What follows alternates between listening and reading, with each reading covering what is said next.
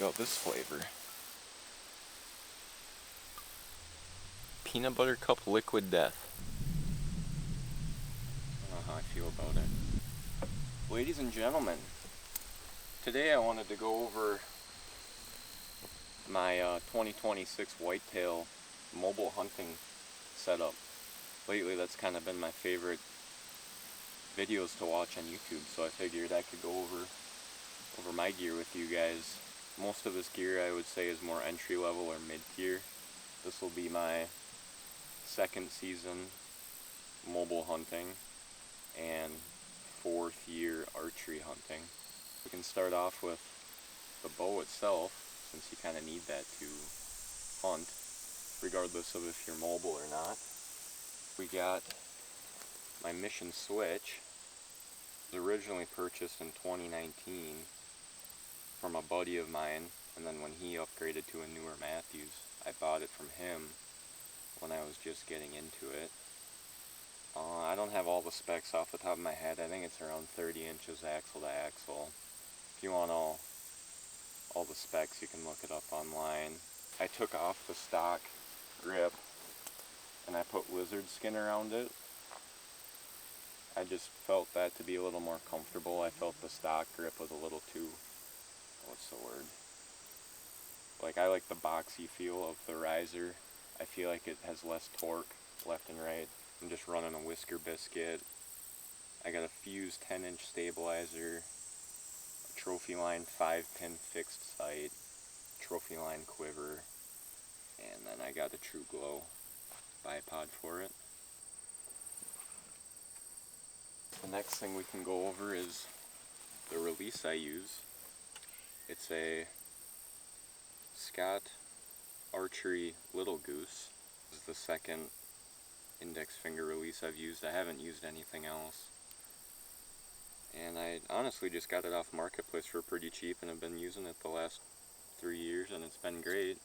I like how short I can set it, so I can really wrap my finger around it and kind of pull back rather than, slapping the trigger with the point of my index finger. So yeah, it's been a great release. Got no complaints. Next we'll go over the arrows I may or may not be shooting.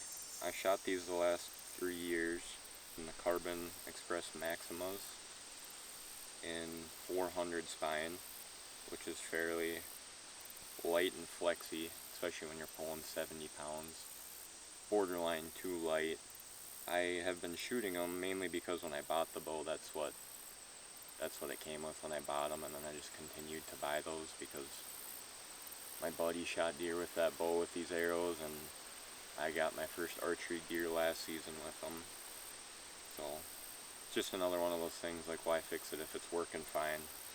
But it is a pretty light setup. I think it's like 360 or 70 grain, so it's getting down there to be pretty light, which is nice for your pin gapping. Your pins are pretty close. My 20 and 30 are damn near touching, but it has me a little worried. After doing a lot of research lately, it has me a little worried how it'll do with penetration in the future if I have a not so good shot. But yeah, that's the arrow. As of now, I'm planning on running, but I may or may not switch that because there's still a month till season, and it doesn't take too much to run to my local archery shop and get a different setup and move my pins around.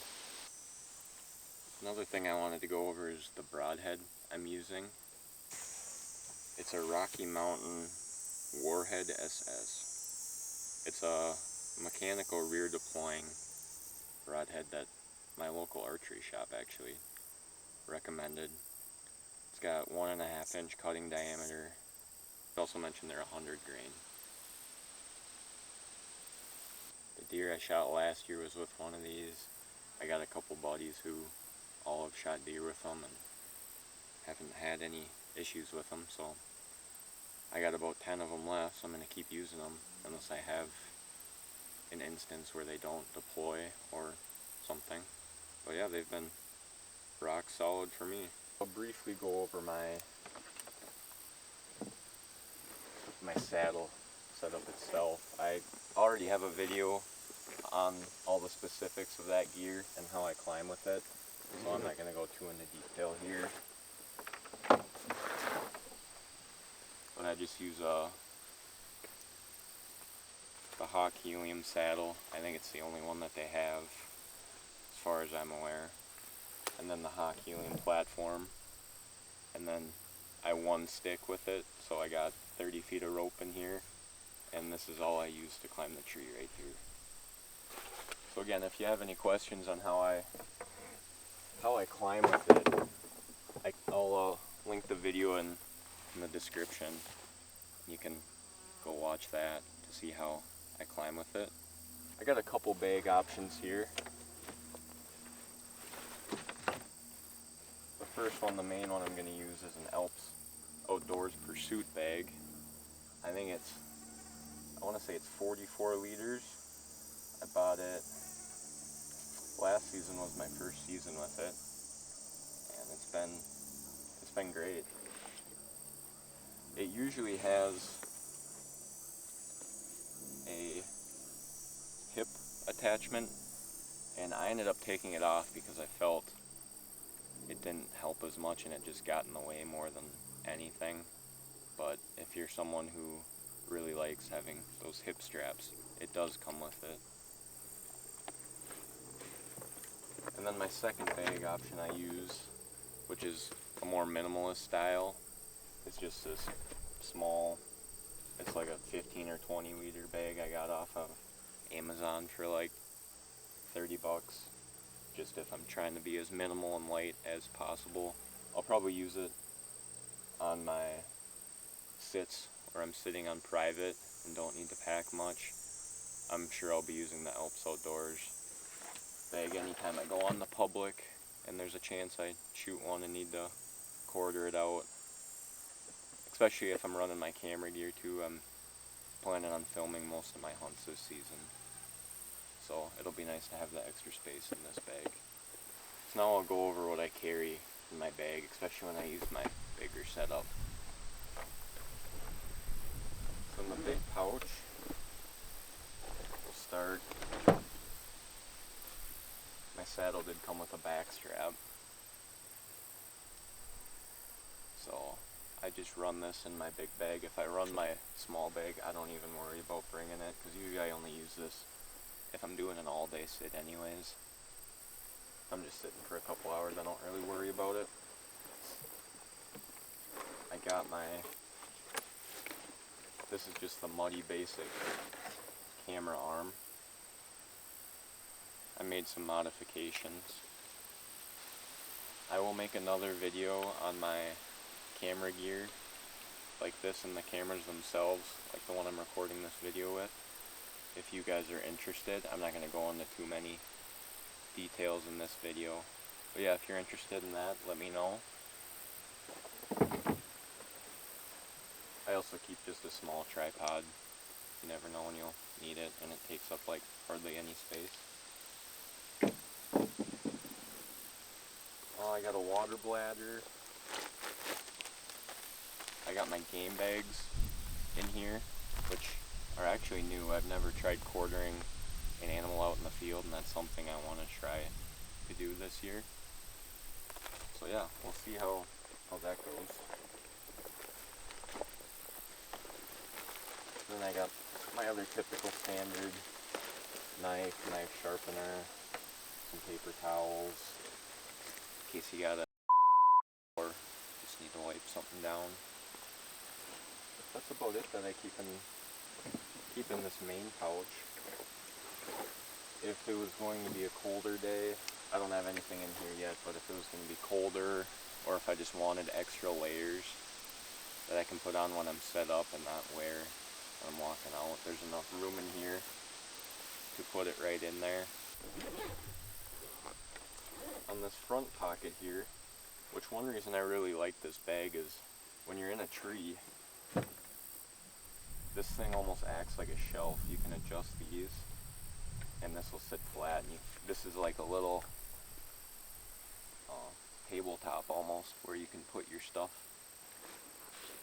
lay your stuff on it. So So sometimes if I get sick of having my binos or rangefinder around me, I'll have the bag about this height, have this arm level, so I can grab anything from it.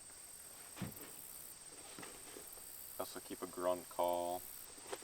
When it gets closer to rut, I'll run a rattle bag too and all that fun stuff. If it's going to be a longer sit, I'll pack snacks and put them in this pouch too. So yeah, this bag has two main pouches, this one and this smaller one that acts like a shelf. Like I said, it's been great. I've had no complaints.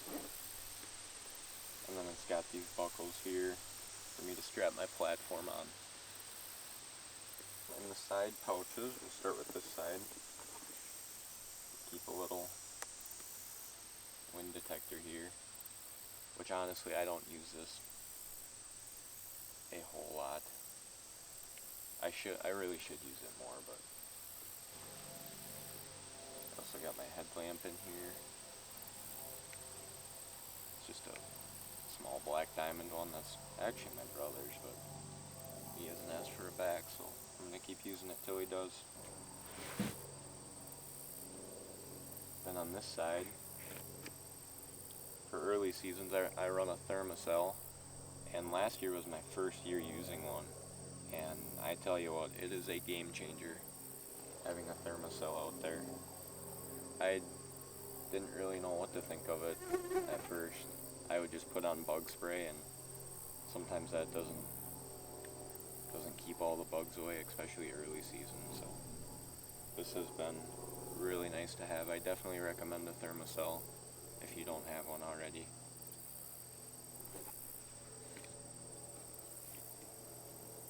And then I also keep,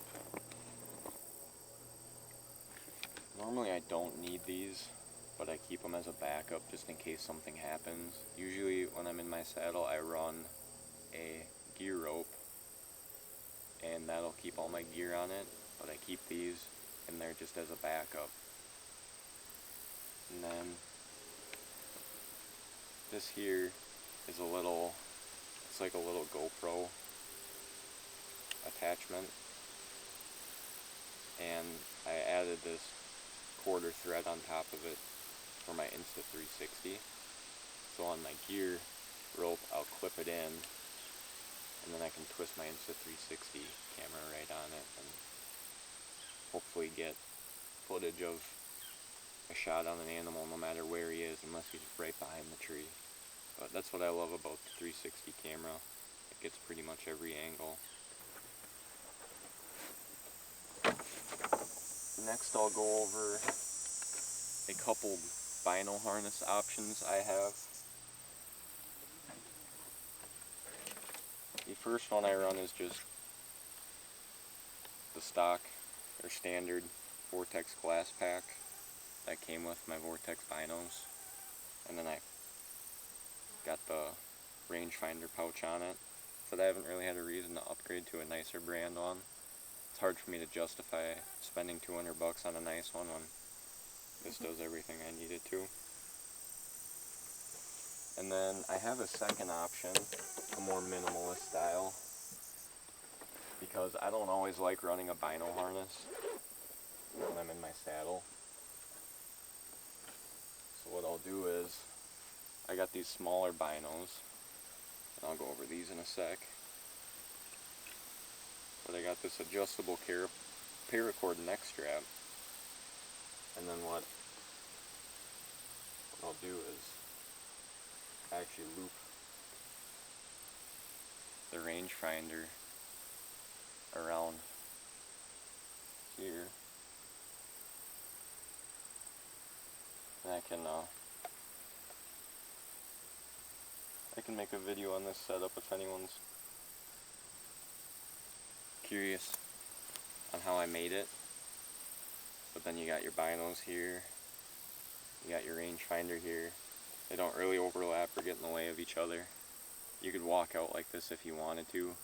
Usually I just keep it in my backpack until I get set up and ready, and then I'll pull it out of my bag and put it on when I'm up in the tree.